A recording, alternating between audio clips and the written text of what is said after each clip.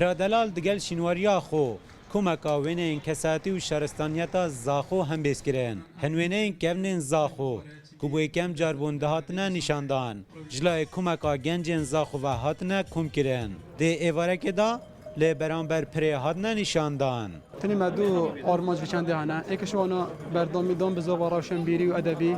باجر زاخو یا دوی جیمت بیا ام کلتوری خواهی که ونی باجر زاخو و باجر شهرستانی نشاب بدن ساق بکنه و دوستا بشک جه گنجین زاخوین آماده بویی گلهی جه خواد کرن کوکه پیدوی نشاینه ده آست میجو شهرستانیت زاخو خودان درکوین لانین کارگیری خواکی رنشاندرین گنجا دبینن لگور شیانا هر گنجین زاخونه هر گنجین کردستانه کردنمای و استینا وی ملتینه انشالله بردام بین گلوانا داخازیت وانا عندي امد شين برا بلد بخازيت وانا بجهد ايني وقنج زاخو حقك حق سرمهي عندي ام خدمات وانا في كيما شنكي هر او باش رجا بملتي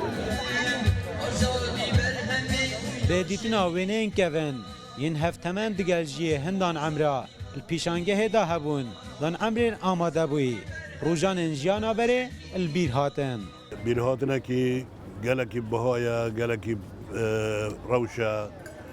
اف رسمتني واف معرضتني واف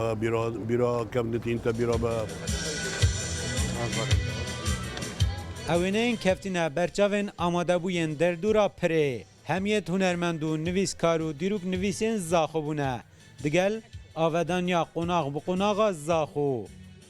دیروک و شهرستانیا کون یا زاخو دیواره که دا جبو گنجا هات نشاندان لگنج زاخو دوی سردمی داد بیجن او بس پیدوی هاری کاریه دا که او جید آینده دا جبو زاخو ببنه کسی نافدار